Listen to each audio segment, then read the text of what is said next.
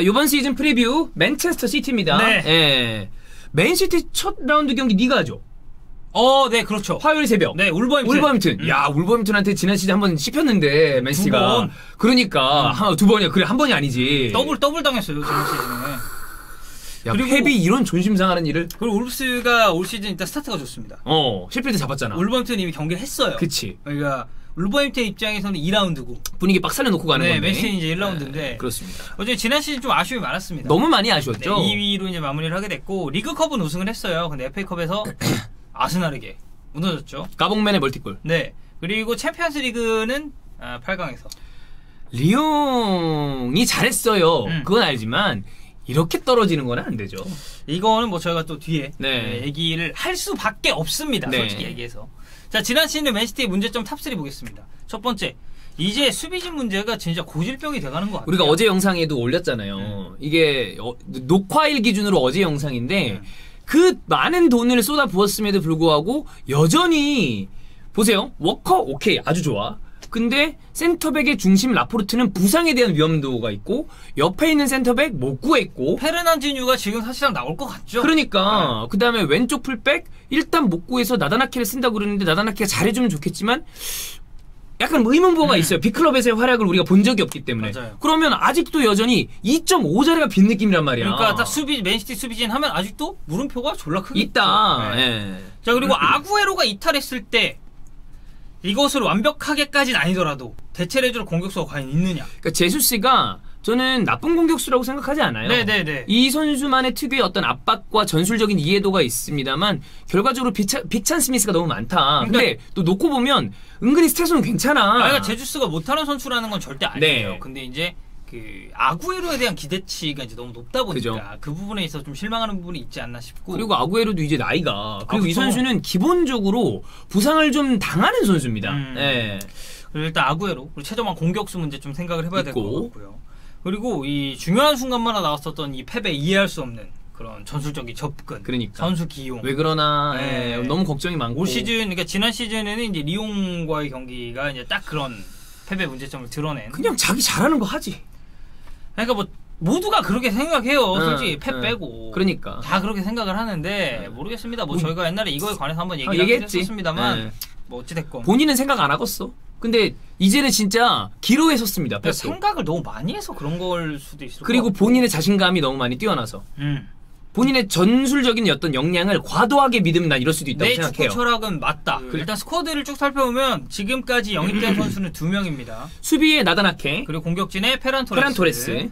그 페란 토레스는 원래 이 선수가 우측에 뛰는 선수긴 한데 이제 좌측으로 뛰고 싶다고 얘기를 했다고 얘기를 해요. 예전에 한 적이 있었는데 다시 오른쪽에 뛸 수도 있어요. 네, 그러니까 좌측 이거는 저희가 일단 좌측으로 예상으로 넣어놓긴 했는데 왜냐면 네. 좌측이 너무 없어요 지금 맨체스터 시티가. 그러니까 결국엔 이제 다비드 실바도 나갔고 네. 르이스 안에도 나갔기 때문에 그렇지만 저는 페란 토레스는 그냥 다시 오른쪽에 쓸 수도 있다고 봅니다. 네, 일단은 뭐 이 정도 예상할 수 있고 나다나키 같은 경우도 저희가 예상으로 좌측 풀백에 넣어놓긴 했습니다만 충분히 센터백 라인까지도 커버가 가능한 선수다라고 봐주시면 될 것 같아요.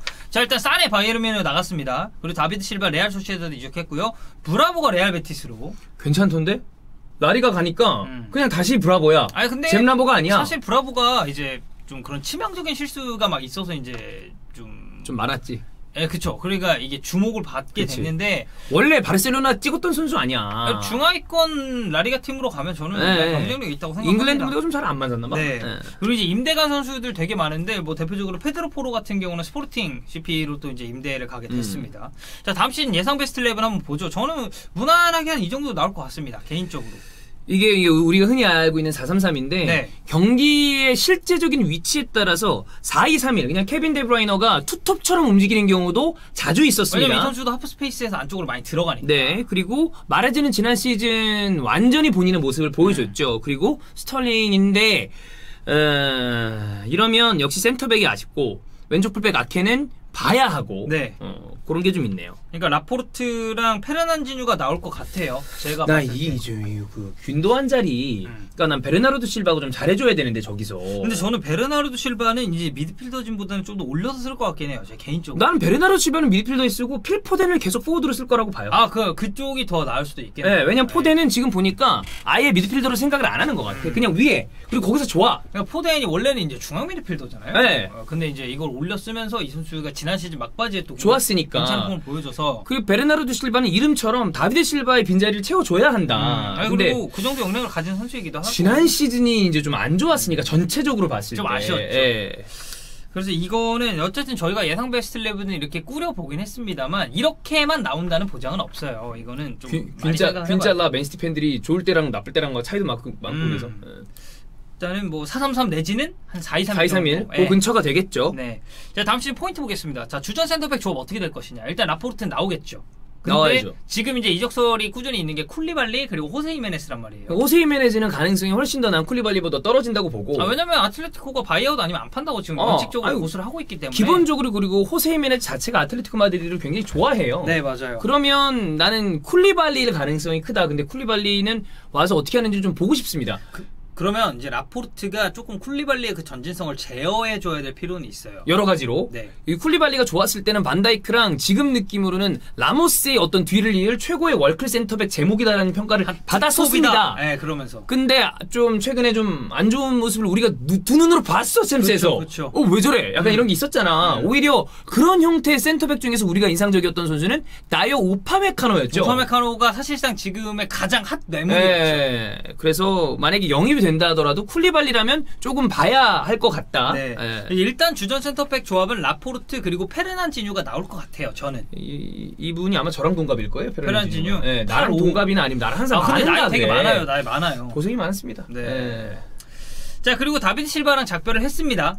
이 자리를 맨시티가 어떤 식으로 메울지. 요 자리가 중요한데. 그러니까 뭐 다비드 실바가 그렇다고 해서 지난 시즌에 뭐 풀주전이었다 이건 아니에요. 출전 시간도 이제 좀 어느 정도 돌아간 면이 있었고. 나는 그래서 좌우 메잘라를 쓰는 것보다 오히려 투 볼란테 형태로 뭐 좀 로드리 균도안을 세우고 그냥 케빈 데브라이너로 공격형 미드필더로 세우는 형태가 오히려 물론 베르나르도 실바가 메잘라 자리에서 굉장히 잘해준다면 역시 더 공격 성향을 띌 수 있는 그 포메이션을 만들겠지만 그거는 진짜 베르나르도 실바가 어떻게 하는지가 중요한 것 같아요. 네, 맞아요. 그러니까 그 베실바랑 다비드 실바가 일단 플레이 스타일상도 이 두 선수가 뭐 완전히 같다고 할 수는 없고 어느 정도 차이가 있는 와중에 다비드 실바가 나갔는데 새로운 영입이 없다면 그 역할을 누가 대신 해줄래? 라고 물어보면 사실 베실바가 해야 되는 게 맞긴 하거든요. 해줘야지. 네. 근데 이게 진짜 맨시티가 지속적으로 좌우 밸런스의 문제가 생기는 게 왼쪽 센터백도 라포르트가 부상으로 빠지면서 문제였었고 왼쪽 풀백도 문제였고 왼쪽 윙거 사네가 빠진 것도 문제였는데 또 하나 붕괴가 됐었던 건 르루이 사네가 잘했던 경기를 보죠. 그러면 보통 다비드 실바와 연계를 통해서 밀고 들어가는 경우가 많았는데 네네. 실바도 이제 나이가 완전히 찬 상태에서 지난 시즌 뭐 PFA 베스트 11에 들었지만 그건 뭔가 예우 차원이었던 것 같고 왜냐면 많이 뛰지 자체를 안 했거든. 네네네. 그래서 그 부분에 대한 어떤 이 확연한 대처가 있지 않으면 역시 올해도 좀 뭔가 전보다 우리가 알고 있었던 패배 맨시티는 17, 18 이럴 때 진짜 극강이었잖아. 그때 진짜 끝판왕 파스 좀 났지. 그러니까 그때 모습이 왜 이렇게 안 나올까라는 생각을 좀 할 수 있지 않나. 그러니까 이번 시즌이 그래서 진짜 중요하긴 해요. 그래, 펩한테 진짜 중요한 시즌이에요. 맨시티한테도 그렇고. 그래서 어쨌든 이 실바의 빈자리가 좀 주요 포인트가 될 것 같고요. 자, UCL 다시 도전합니다. 챔피언스 리그. 근데 이번에는 과연 어떤 선택을 어떤 포인트에서 할지 저는 너무 궁금합니다. 개인적으로. 또 할 거라고 봅니다. 그런 이상한 선택. 그 철학적인 이거는 나는 개인적으로는 못 바꾸는 거라고 생각해요. 이 정도의 이상주의자이자 완벽주의자가 그렇게 선택을 한다는 건 이런 사람들이 오히려 본인 고집을 잘 안 꺾어요. 그러니까 이유가 있다. 나만의 이유가 확실한 거야. 근데 그 이유가 속어될 법도 한데 이거는 난 다시 한다라고 생각해. 왜냐면 이 정도로 오랫동안 이걸 계속한다. 이거 안 변하는 거거든. 그러니까 이게 사실 토트넘 같은 경우는 이게 지지난 시즌이었죠. 네. 토트넘 같은 경우는 당시 토트넘이 되게 좋았었잖아요. 좋았죠. 그렇기 때문에 저는 전력상에서 물론 맨시티가 좀 앞서 있었다고는 생각을 합니다만 엄청나게 큰 격차가 있다고 보진 않았어요. 그래서 충분히 그런 뭔가 새로운 접근을 할 수 있었다라고 보는데 지난 시즌은 이건 저는 변명의 여지가 없다고 보거든요. 리용. 네. 그럼. 너무 객관적으로 데이터상으로 이게 격차가 뚜렷했고. 물론 루디 가르시아가 맞고 난 다음에 리용이 다시 올라왔고 그전에 유벤투스를 깰 때도 우리가 좋은 모습을 봤고. 그렇죠. 그럼에도 불구하고 원래 축구가 환희 형이 그런 얘기 자주 하잖아요. 축구 전력 예상할 때 가장 쉬운 거는 한 명씩 붙여보면 된다. 한 명씩 붙여봤을 때 누가 봐도 이 비교 우위를 이쪽이 가져간다. 그러면 이거를 전술적으로 되게 크게 뒤집지 않으면 이쪽이 이기기가 쉽단 말이야. 네네. 근데 그런 팀한테 사실 리용이랑 다 따져보면 맨시티가 우위죠. 다 우위죠. 그게 우위가 아니라고 이상하는 게 이상한 거지. 근데 졌잖아. 그렇죠. 그래서 이제 이번 시즌에는 과연 뭐 저는 조별예선 정도는 통과를 할 것 같은데 그 이후 토너먼트 라운드에 올라갔을 때 어떤 선택을 할지가 좀 궁금합니다. 올 시즌 역시도. 일단 여기는 영입이 이렇게 끝나면 안 됩니다. 더 할 거예요. 그게 중요하다. 그리고 중원 자원도 저는 한 명 정도 더 데려왔으면 좋겠어요. 개인적으로. 물론 이제 1순위는 아닙니다. 1순위 센터백이고. 왜 그러냐면 케빈 데브라이너가 활약하지 못한 경기에서 맨시티 자체가 힘을 못 썼어요.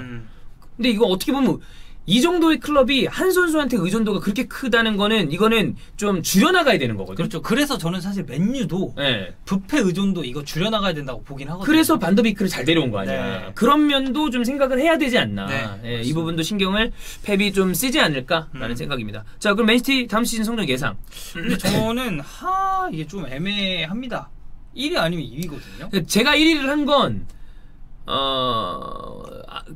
그때도 얘기했지만 1, 2위 격차가 정말 별로 없을 거라고 생각해요. 이번 시즌에. 저도 개인적으로는 1위라고 보는 건 뭐냐면 저는 그 리버풀 리즈 보고 네. 물론 맨시티가 아직 경기를 안 했어요. 더 못할 수도 있어. 네, 근데 전 리버풀 리즈 보고 리버풀 나도.